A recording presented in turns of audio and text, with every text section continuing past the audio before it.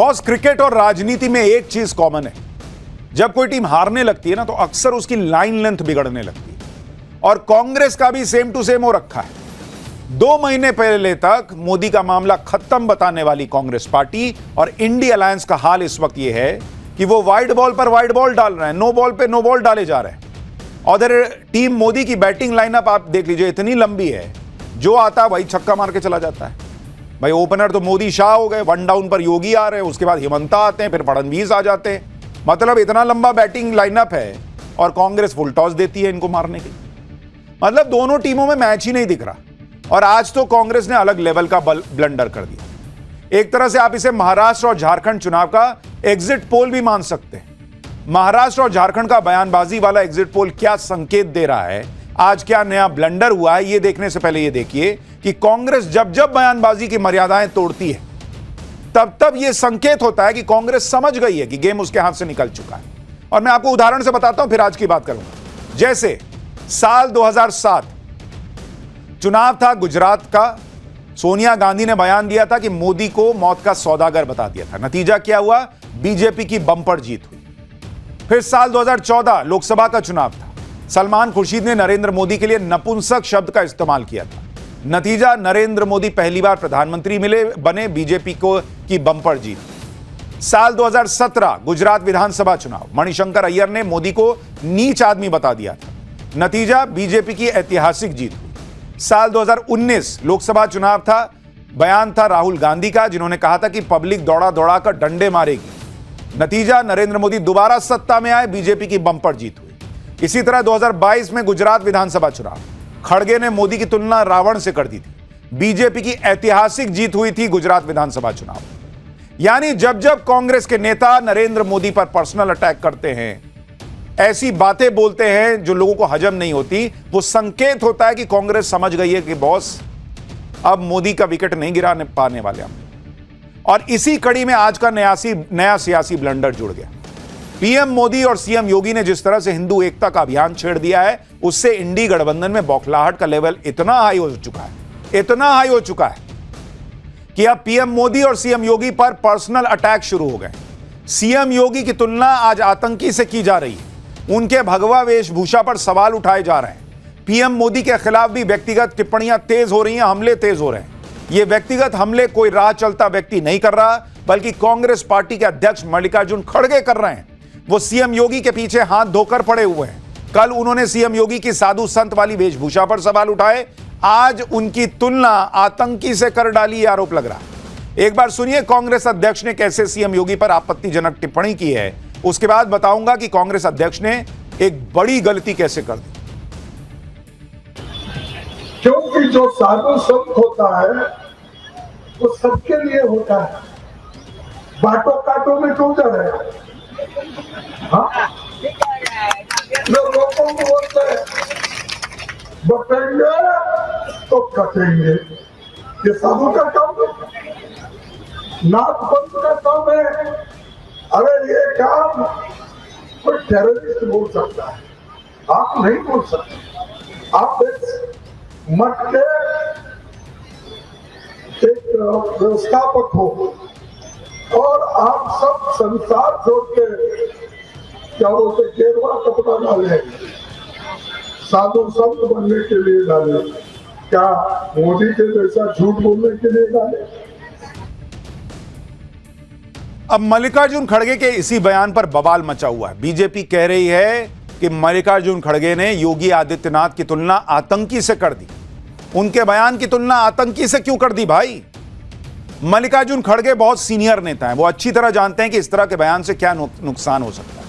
इसके बावजूद अगर वो बार बार ऐसे बयान दे रहे हैं तो इसका सीधा मतलब यही है कि पीएम मोदी और सीएम योगी ने कांग्रेस की समाज को बांटने वाली जो राजनीति का आरोप लगता है कि वो हिंदू समाज को बांटकर वोट लेना चाहते हैं, और नरेंद्र मोदी ने और योगी ने इसके खिलाफ जो हिंदू एकता का मिशन शुरू किया है, वो तीर एकदम सटीक निशाने पर लगा है। मल्लिकार्जुन खड़गे की इस बौखलाहट से साफ है कि बटेंगे तो कटेंगे जैसे नारे का असर हो रहा है, तभी कांग्रेस पार्टी में इतनी आग लगी। चुनाव में हिंदू वोटर इस नारे से प्रभावित हो रहे हैं। कांग्रेस की जाति वाली राजनीति को नुकसान हो रहा है। नहीं तो कोई वजह नहीं कि मल्लिकार्जुन खड़गे अचानक से सीएम योगी पर इतनी भड़ास निकालने लग जाएं, पर्सनल अटैक पर आ जाएं। मल्लिकार्जुन खड़गे ने आज सीएम योगी पर निशाने पर लिया। कुछ दिन पहले वो पीएम मोदी के खिलाफ विवादित बयान दे रहे थे, उन्हें झूठों का सरदार बता रहे थे, उनकी तुलना क्रूर शासक तैमूर लंग से की थी। एक बार सुनिए तब उन्होंने क्या कहा था। और मैं दौड़ूंगा भागूंगा बोलते, कहां से भागने के भाई, तुम्हारे टांगे टूट गए हैं, लोगों ने तोड़ दिया है और इलेक्शन में तुम साफ हो गए। पहले तो 400 पार, मोदी है तो सब कुछ है ये कहते थे, लेकिन मोदी की गारंटी भी गई, 400 पार भी गया और 2 टांग दूसरों की लगा के हुकूमत तैमूर लंग कर रहे हैं और आज हमको ही कह रहे हैं।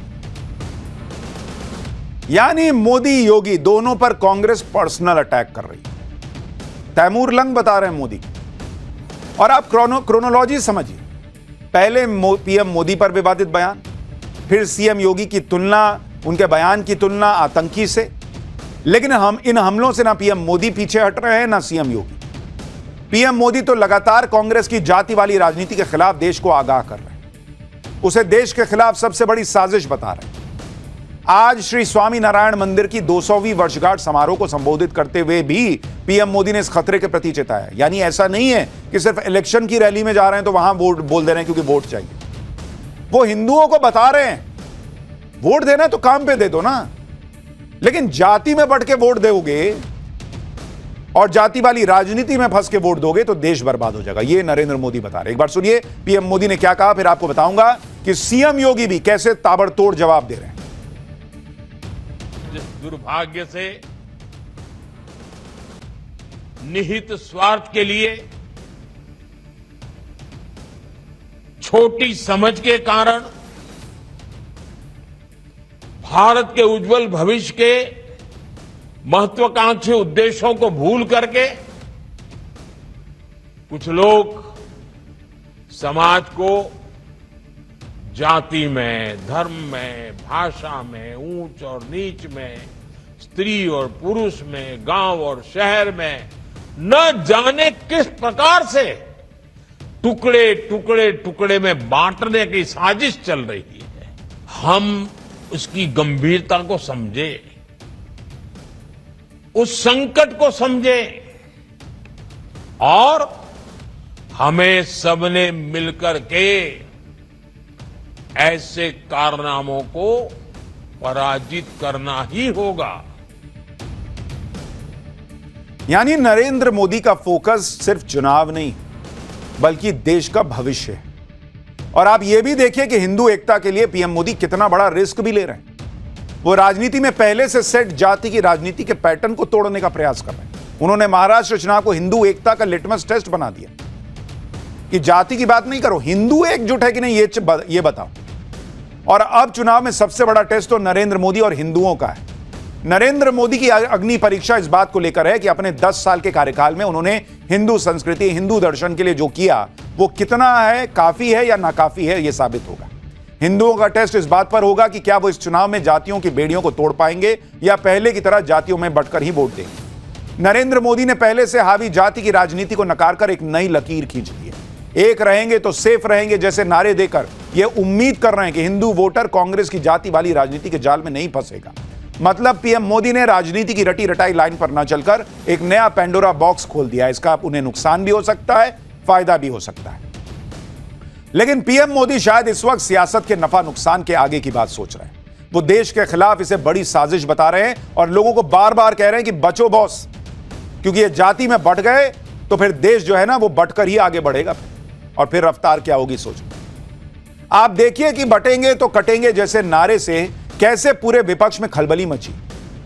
किसी के पास इसका तोड़ नहीं मिल रहा, सब अपने अपने तरीके से कुछ नया नारा गढ़ के काउंटर करने का प्रयास कर रहे हैं। समाजवादी पार्टी कह रही है कि अब ना कटेंगे ना बटेंगे, पीडीए से जुड़ेंगे तो सफलता की उड़ान भरेंगे। यूपी में मायावती कह रही है कि बीएसपी से जुड़ेंगे तो आगे बढ़ेंगे। महाराष्ट्र में ओवैसी कह रहे हैं कि इंसाफ है तो इंडिया सेफ है। यानी मोदी योगी के नारे के जवाब में नए बहुत सारे नारे लॉन्च हो रहे हैं, लेकिन वो सब बटेंगे तो कटेंगे, एक है तो सेफ है के नारे पर ही चल रहे हैं। और जो नारा लॉन्च नहीं कर रहे वो बौखलाहट में पर्सनल अटैक कर रहे हैं। सुनिए लालू यादव ने कैसे झारखंड चुनाव में पीएम मोदी पर विवादित बयान दिया। नरेंद्र मोदी नाम का कोई चीज नहीं है। ये नरेंद्र मोदी क्या है? ये नरेंद्र मोदी फालतू है, एकदम उखाड़ के फेंक देना कि फिर जम में न करे। हमारे ताकत के सामने भाजपा कोई ताकत है क्या?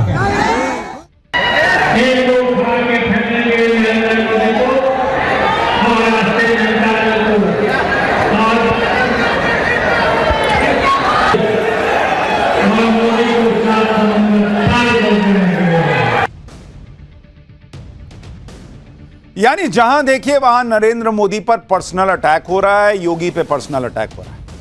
कांग्रेस अध्यक्ष मल्लिकार्जुन खड़गे हों या लालू प्रसाद यादव, ये सब इसलिए भी भड़के हुए हैं कि वो बटेंगे तो कटेंगे जैसे नारे का असर हरियाणा और जम्मू कश्मीर के चुनाव में देख चुके हैं। इंडी गठबंधन में जिस तरह से पीएम मोदी और योगी आदित्यनाथ पर अटैक चल रहे हैं, उससे बीजेपी को लग गया है कि तीर एकदम निशाने पर लगा।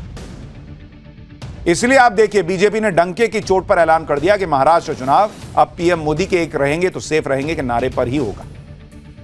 आज मराठी न्यूज़पेपर के फ्रंट पेज पर यह नारा छपा है। महायुति की तीनों पार्टियों के चुनाव चिन्ह भी लगे हैं और उस पर लिखा है एक हैं तो सेफ है। ये अखबार में बीजेपी वो ऐड दे रही लोकसत्ता में। महाराष्ट्र में बीजेपी इसलिए भी कॉन्फिडेंट दिख रही है क्योंकि चुनावी मंच पर मोदी शाह योगी की जोड़ी, ग्राउंड पर संघ का साथ, लाडली बहन जैसी योजनाएं हैं, जाति की राजनीति के जवाब में एक रहेंगे तो सेफ रहेंगे जैसे नारे दिए जा रहे हैं। और बीजेपी का यह कॉन्फिडेंस चुनावी राजनीति के चाणक्य माने जाने वाले अमित शाह के शब्दों में भी दिख रहा है। महाराष्ट्र चुनाव में अमित शाह ने यह कहकर सस्पेंस बढ़ा दिया कि महायुति के जीतने पर सीएम कौन होगा, यह चुनाव जीतने के बाद तय होगा। एक बार सुनिए अमित शाह ने क्या कहा है, फिर आपको इस बयान के मायने बताता हूं। अभी महाराष्ट्र में युति सरकार का नेतृत्व एकनाथ शिंदे जी कर रहे हैं। एकनाथ शिंदे जी हमारे मुख्यमंत्री हैं और चुनाव के बाद मुख्यमंत्री कौन होगा, तीनों पार्टियां इकट्ठा बैठकर इसका तय करेगी। हम शरद पवार जी को कोई मौका नहीं देंगे। अब अमित शाह के इस बयान के कई मायने निकाले जा रहे हैं। महाराष्ट्र में बीजेपी गठबंधन यानी महायुति की सरकार चल रही है। अमित शाह ने क्लियर कट मैसेज दे दिया है कि महायुति के बीच कोई टेंशन नहीं है, कला नहीं है, सीएम फेस को लेकर भी कोई कंफ्यूजन नहीं। चुनाव के बाद तीनों दल साथ बैठकर सीएम तय करेंगे, यानी परफॉर्मेंस के आधार पर आगे की रणनीति बनाई जाएगी। और बीजेपी फिर बड़े भाई की भूमिका में आने को तैयार है। इसमें तीनों ही पार्टियों की सहमति भी है। जैसे उद्धव ठाकरे ने 2019 में किया था, वैसे हालात फिर से न खड़े हो जाएं और शरद पवार जैसे दिग्गज नेताओं को फिर से मौका न मिल जाए, इसलिए अमित शाह ने महाराष्ट्र में सीएम फेस के मुद्दे को बिल्कुल क्लियर कर दिया प्रेस कॉन्फ्रेंस में ही बोलकर। और उस पर कोई बवाल भी नहीं हुआ। कोई एकनाथ शिंदे ने नहीं कहा कि सर आपने मेरा नाम नहीं लिया। यानी क्लियर है कि बीजेपी पहले ही स्टैब्लिश कर चुकी है कि बॉस जो जितनी सीट लाएगा उसके हिसाब से तय होगा। और बीजेपी चूंकि ज्यादा सीट पर लड़ रही है तो उसकी ज्यादा सीटें लाने की स्थिति भी है। महाराष्ट्र में पीएम मोदी के हिंदू एकता और एक रहेंगे तो सेफ रहेंगे के नारों का टेस्ट भी है, क्योंकि महाराष्ट्र में तो मुस्लिम वोट का खुला खेल चल रहा है। एक संस्था है ऑल इंडिया उलेमा बोर्ड, जिसने महाराष्ट्र में महाविकास अघाड़ी को समर्थन का ऐलान कर दिया। उलेमा बोर्ड ने 7 नवंबर को शरद पवार, उद्धव ठाकरे और कांग्रेस प्रदेश अध्यक्ष नाना पटोले को चिट्ठी लिखी। इस चिट्ठी में उलेमा बोर्ड ने 17 डिमांड रखी, जो अगर महाविकास अघाड़ी पूरी करता है तो उसे मुसलमानों के वोट मिलेंगे। उलेमा बोर्ड ने जो प्रमुख शर्तें रखी हैं उसके बारे में सुनिए। सत्ता में आने पर आरएसएस पर बैन लगा दो, राज्य में मुसलमानों को 10% आरक्षण दे दो, इमामों को हर महीने 15,000 रुपए वेतन दो, महाविकास अघाड़ी वक्फ बिल का विरोध करो और महाराष्ट्र के वक्फ बोर्ड को 1000 करोड़ का फंड दे दो।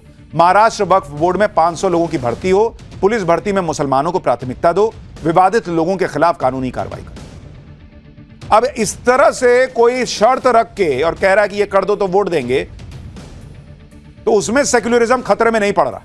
लेकिन हिंदू को जाति में बढ़ना नहीं चाहिए, यह बोल देने से सेक्युलरिज्म खतरे में पड़ जाता है। उत्तर प्रदेश में भी इंडी गठबंधन के नाम पर अखिलेश यादव ही चारों तरफ दिख रहे हैं। इंडी गठबंधन के बाकी दल यूपी उपचुनाव से अभी तक दूरी बनाए हुए हैं। उपचुनाव की 9 सीटों में से अखिलेश यादव ने एक भी सीट किसी को दी तो है नहीं। वैसे सभी 9 सीटों पर समाजवादी पार्टी लड़ रही है। दूसरी तरफ बीजेपी ने ऐसा माहौल बना दिया जिसकी काट अखिलेश खोज नहीं पा रहे। हिंदू एकता का नारा बीजेपी पूरे देश में लगा रही है। उपचुनाव के लिए सीएम योगी धमाकेदार अंदाज में प्रचार कर रहे हैं, जबकि समाजवादी पार्टी का प्रचार आज से शुरू हुआ है। आप देखिए अखिलेश कैसे पुरानी दाल में नया तड़का लगाने का प्रयास कर रहे हैं। अखिलेश अभी भी सीएम योगी की कुर्सी की बात पर ही टिके हुए हैं। कह रहे हैं कि नहीं योगी जी की तो कुर्सी जाने वाली है। लोकसभा चुनाव में भी इंडी गठबंधन यही भ्रम फैला रहा था। अखिलेश ने फिर से दावा किया है कि योगी आदित्यनाथ की कुर्सी जाने वाली है। योगी आदित्यनाथ अपनी मर्जी से यूपी में कुछ नहीं कर पा रहे। इनको लग रहा है कि लोकसभा चुनाव में इस तरह का भ्रम फैलाकर कुछ फायदा हुआ था, तो अब शायद उपचुनाव में भी हो जाए, कुछ मौका मिल जाए। हालांकि अभी तक यह स्थिति होगी या नहीं, ये स्पष्ट नहीं है। पब्लिक इसको फिर से मानेगी या नहीं, ये अभी तय नहीं है। सुनिए अखिलेश यादव को, फिर बताऊंगा कैसे योगी आदित्यनाथ ने अखिलेश को अलग ही मुद्दे में फंसा के रखा है। और मैं आपसे कहना चाहता हूं, चुनाव के बाद ही हट गए होते। जो हटने वाले, उन्हें गुस्सा आप पर नहीं आ रहा है, कहीं और गुस्सा दिखाना चाहते हैं। ये गुस्सा जो आजकल सरकार को है, वो अपनी कुर्सी बचाने का गुस्सा है, क्योंकि दिल्ली वालों ने तय कर लिया है कि महाराष्ट्र के चुनाव के बाद इनकी कुर्सी बचेगी नहीं, इनकी कुर्सी छिन जाएगी। अखिलेश यादव वही पुरानी बातें दोहरा रहे जिनका कोई आधार नहीं। लोकसभा चुनाव में भी ऐसे ही दावे किए गए थे, लेकिन अभी तक सीएम योगी आदित्यनाथ तो कुर्सी पर ही। पीएम मोदी भी योगी की पीठ थपथपा चुके हैं, यानी बीजेपी में कहीं कोई दिक्कत दिख नहीं रही। और सीएम योगी की बातों से भी साफ दिख रहा है कि बीजेपी हाईकमान को योगी आदित्यनाथ पर पूरा भरोसा है। योगी आदित्यनाथ उपचुनाव में फायर मोड में प्रचार कर रहे हैं। अखिलेश यादव को कानून व्यवस्था के मुद्दे पर घेर रहे हैं। अखिलेश यादव के पीडीए वाले नारे पर आज सीएम योगी ने भयंकर हमला किया। सीएम योगी ने समाजवादी पार्टी को गुंडों और माफिया से जोड़ते हुए कहा कि समाजवादी पार्टी गुंडों और माफियाओं का प्रोडक्शन हाउस है और अखिलेश यादव उसके सीईओ हैं। सुनिए एक बार। ये समाजवादी पार्टी अब यह तो एक प्रोडक्शन हाउस बन गया है, माफिया और अपराधियों को पालने का प्रोडक्शन हाउस है ये।